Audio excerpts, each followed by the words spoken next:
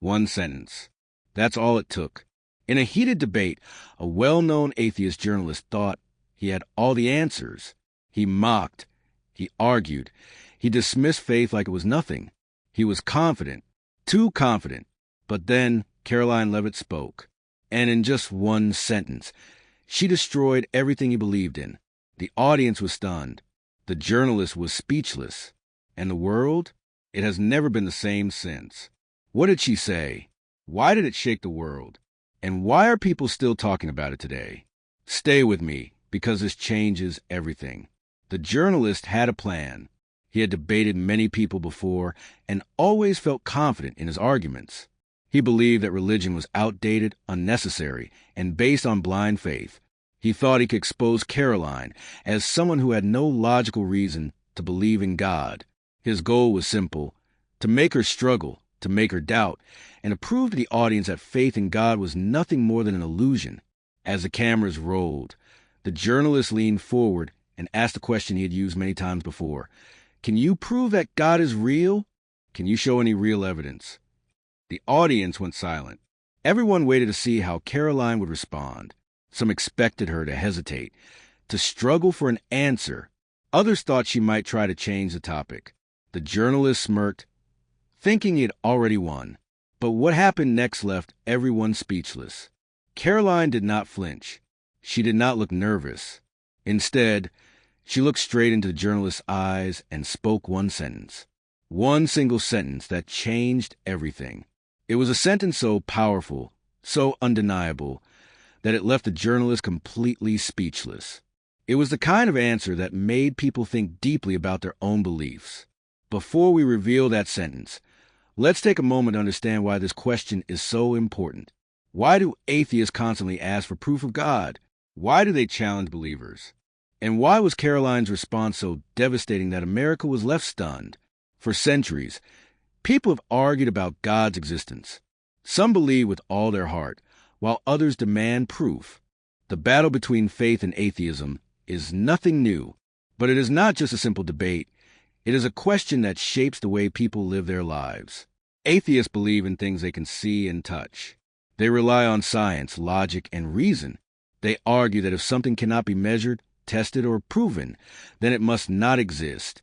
That is why they challenge believers. They ask, where is the evidence?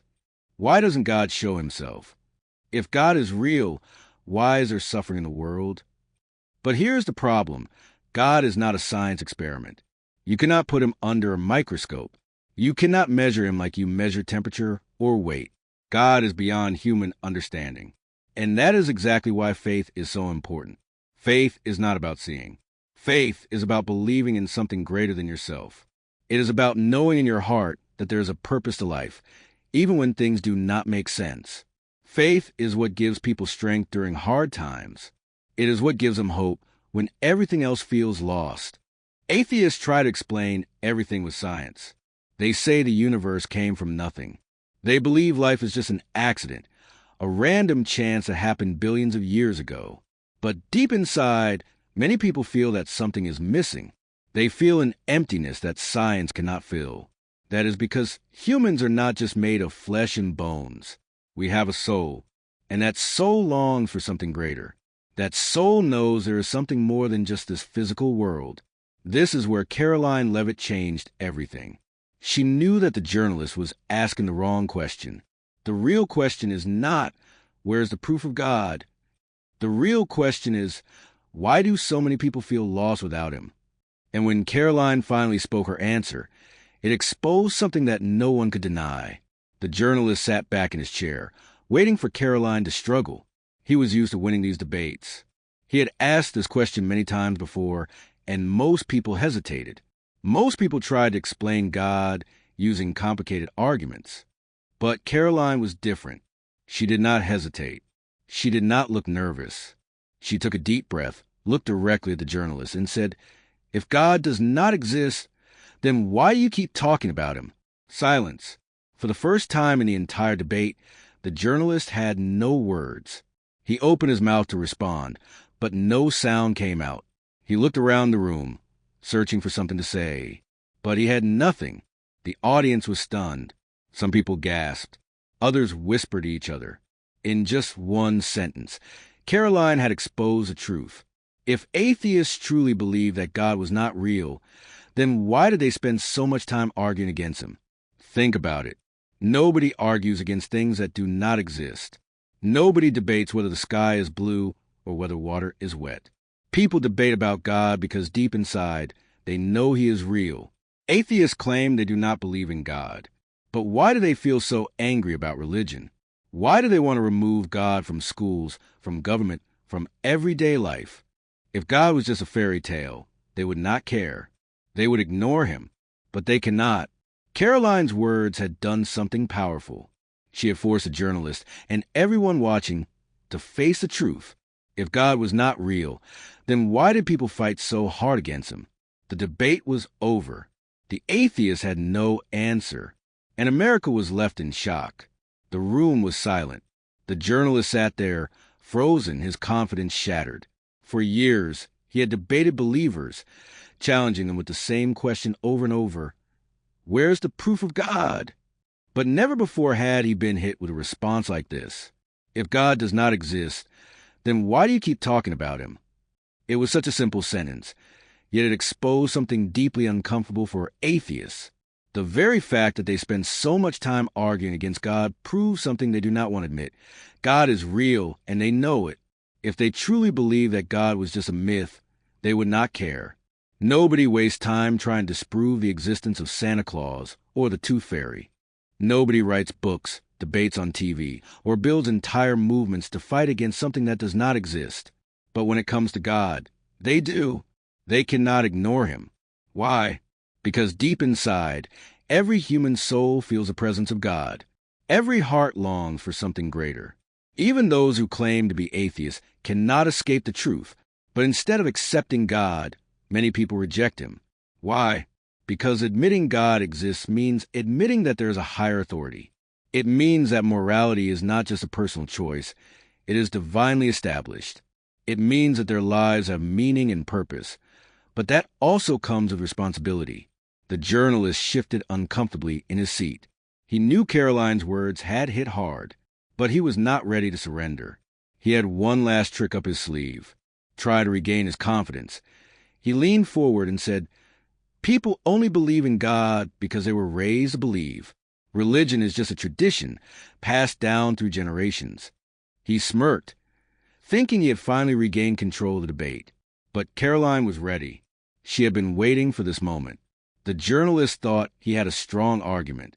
Many atheists claim that religion is nothing more than tradition, something people are taught as children and blindly follow for the rest of their lives. But Karoline knew better. She took a deep breath and responded, "Then tell me this. Why do people who grew up without religion still find their way to God?" Silence again. The journalist was caught off guard. Many people in the world are raised without any religion at all. Some grow up in atheist households. Some live in countries where faith is discouraged. Yet, many of them still find God. Why? Because faith is not just something that is taught. It is something that is felt. There are thousands of stories of people who spent their entire lives denying God, only to experience something that changed everything, a near-death experience, a moment of extreme suffering, or a sudden realization that science could not answer the deepest questions of life. People who once mocked believers suddenly found themselves praying. People who once laughed at faith suddenly needed God. Karoline continued, "Atheists say that belief in God is just tradition, but then how do they explain former atheists who become believers? People who never stepped into a church or a mosque, yet they still felt God calling them." Once again, the journalist had no answer. He shifted in his chair, trying to hide his frustration. But Karoline was not finished. She leaned forward and said, "If God is not real, then why do humans, across every culture, across every time in history, feel the need to worship something greater than themselves?" And she was right. Throughout history, in every civilization, people have worshiped a higher power. Whether they knew him as God, Allah, Yahweh, or something else, the desire to worship has always been part of the human soul. Science cannot explain this. Atheism cannot explain this. The debate was slipping further and further out of the journalist's control. And Karoline's next words would deliver the final blow. By this point, the journalist was struggling. His usual tactics were not working. Every argument he made, Karoline shut down with simple, undeniable logic. But there was one last question he had not asked yet, a question that atheists use when they have no other arguments left. With a deep breath, he finally asked, "If God is real, then why do bad things happen? Why do innocent people suffer?" It was a classic problem of evil. Atheists love this question because they think it traps believers. They assume that if there is suffering in the world, then God cannot be real, or at least, he cannot be good. But Karoline was not fooled. She responded, "Let me ask you something. If there is no God, then why does it matter if people suffer? If we are just random accidents of nature, why do you even care?" The journalist's eyes widened. Atheists often talk about justice, fairness, and human rights. But if they believe life is just a meaningless accident, then none of these things should matter. If there is no God, there is no real purpose in life, no real meaning, no reason to care about right or wrong. But people do care, because deep inside, we know there is such a thing as good and evil. We know there is such a thing as justice. We know that life does have meaning, and that knowledge comes from God. The journalist sat there, speechless. He had no comeback, no argument left. Karoline had destroyed every atheist claim, not with complicated philosophy, but with simple, undeniable truth. And with one final sentence, she ended the debate. "You ask why there is suffering. But I ask you, without God, what hope do we have?" The audience erupted. The journalist was finished. And across America, people were left shaken. The debate was over. The journalist sat there, staring at Karoline, unable to say another word. His confidence, once so strong, had completely vanished. He had no comeback, no argument left. But the impact of this debate was far from over. Within hours, the video of Karoline's response went viral. It spread across social media. Millions of people watched it, and the comments exploded with discussions. Some people praised Karoline for her boldness. Others were shocked into silence.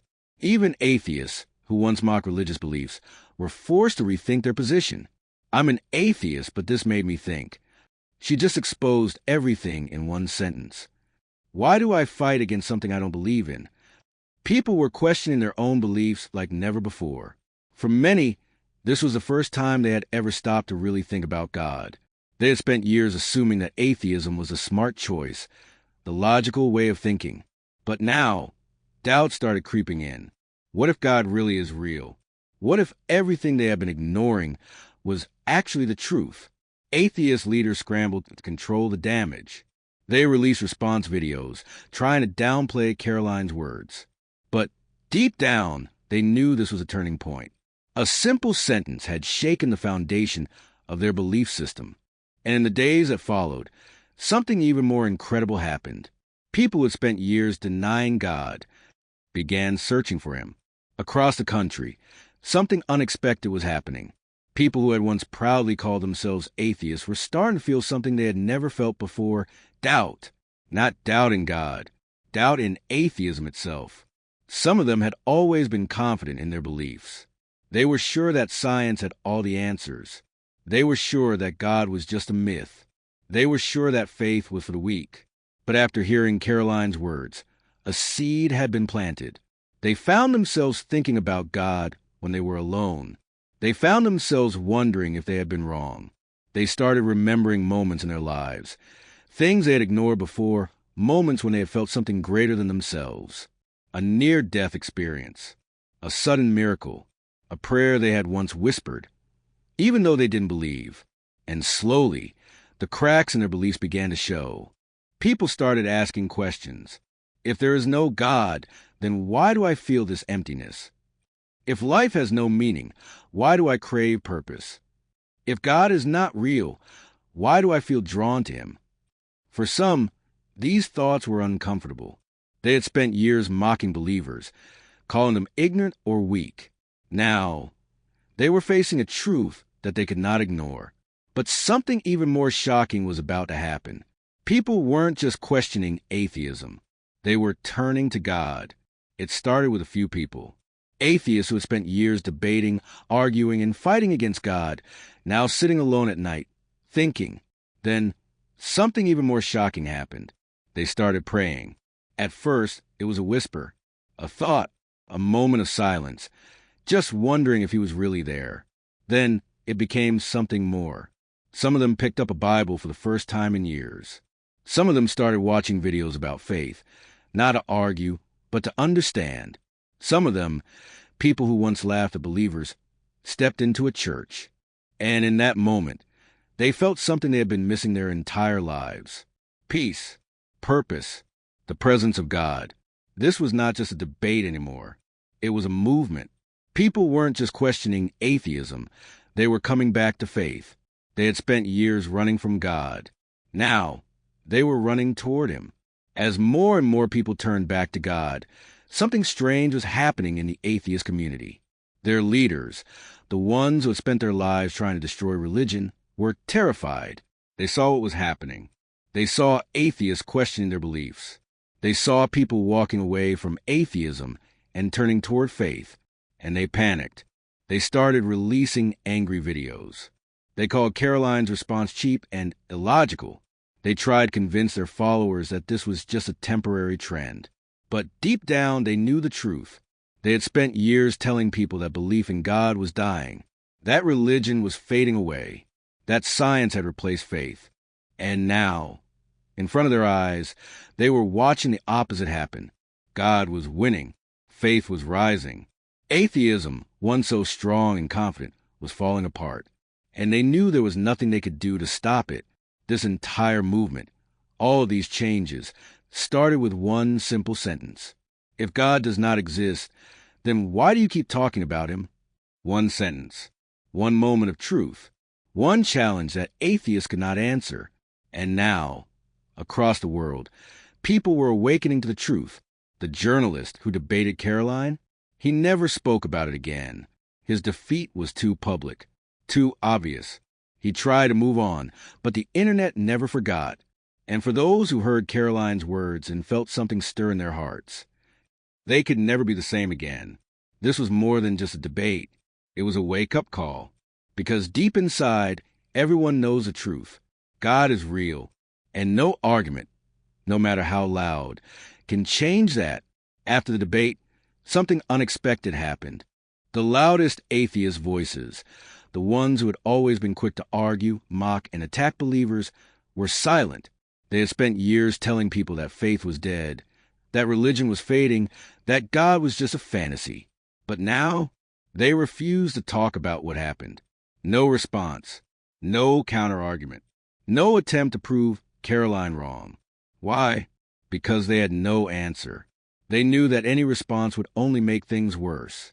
If they admitted Karoline had won the debate, they would be exposed. If they tried to fight back, they would only draw more attention to her words. So instead, they pretended nothing happened. But the people weren't stupid. They saw the silence. They saw the hesitation. They saw that the once powerful critics of faith had no defense. And that silence, it spoke louder than any debate ever could. As the video of Karoline's debate spread like wildfire, social media was flooded with reactions. Some people were angry. They didn't want to believe that an atheist journalist, someone who was supposed to be rational and intelligent, could be destroyed so easily. Others were stunned. They had never seen someone expose the weakness of atheism in just one sentence. But the most interesting reactions came from those who had spent their entire lives ignoring God. For the first time, they started to question everything. Why do atheists spend so much time talking about a God they claim doesn't exist? If God isn't real, why do they fear him so much? Why do I feel something inside me when I hear the truth about God? These weren't just random comments. They were signs of something bigger, a shift, a change in how people thought about God. And it wasn't stopping anytime soon. For years, atheists had claimed victory in the battle of ideas. They had pushed religion out of schools. They had made it taboo to talk about God in public.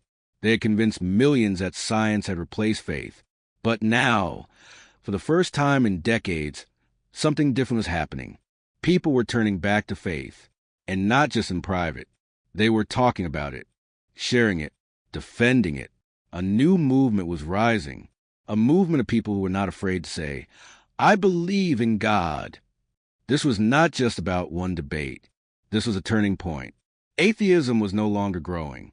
Faith was making a comeback. And the world was watching it happen. As more and more people started questioning atheism, something incredible happened. People who had spent their entire lives rejecting God were now searching for him. Some of them opened the Bible for the first time. Some of them prayed, even if they weren't sure anyone was listening. And some of them, the most unlikely people, finally said the words they had never thought they would say, "God, if you're real, show me." And when they did, he answered. Some found peace they had never felt before. Some felt a presence they couldn't explain. Some had their hearts changed forever. And in that moment, they realized something powerful. God had been there all along. They had just been too blind to see him. The aftermath of the debate was more than just a trending topic. It became a movement. People who had once been silent about their faith were now boldly speaking out. It wasn't just a few voices anymore. It was millions. Videos were being shared everywhere. Clips of Karoline's debate, testimonies of people who had changed their minds about God, and discussions about why atheism was collapsing. Churches started filling up again. People who had once called themselves spiritual but not religious were now reading scripture and seeking the truth. And the most shocking part? Even some atheists began to admit that they weren't as sure as they once were. They had spent years denying God. But now, they were starting to wonder, could they have been wrong all along? This was the beginning of something much bigger than just one debate. This was an awakening. Not everyone was happy about this. The people who had spent decades pushing God out of society, they were terrified. For years, they had controlled the narrative. They had made it socially unacceptable to talk about God. They had told the world that faith was outdated, that religion was a thing of the past. But now, their entire system was at risk. The people were no longer listening. They were thinking for themselves. And worse, they were turning back to God.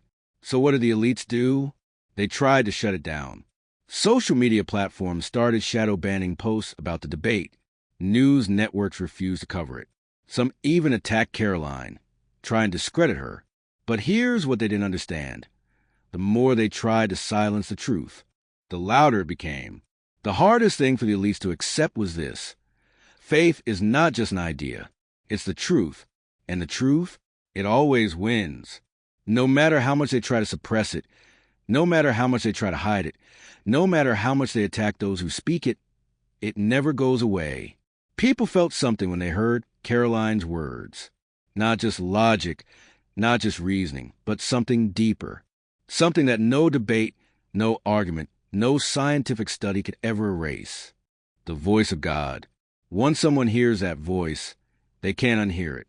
And once they see the truth, they can't ignore it. This wasn't just a moment in history. It was a turning point. Faith wasn't declining anymore. It was rising. And nothing could stop it.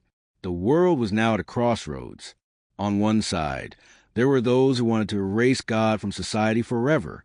They wanted people to believe that faith was a thing of the past, that science, technology, and progress had replaced God, that morality, purpose, and meaning could exist without him. But on the other side, there were those who refused to give up, those who knew that no amount of progress, no level of technology, no worldly success could replace God. The battle wasn't over. It was just beginning. The question now was, who would stand to the truth? Who would have the courage to speak up, fight back, and defend faith in a world that wanted to erase it? Because in the end, the biggest war is not fought with weapons. It's fought with truth. And the truth, it cannot be defeated.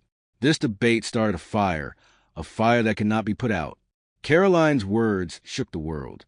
But now, it's up to us to keep that fire burning. Because this is not just a debate. This is the battle for truth. And the truth, it always wins.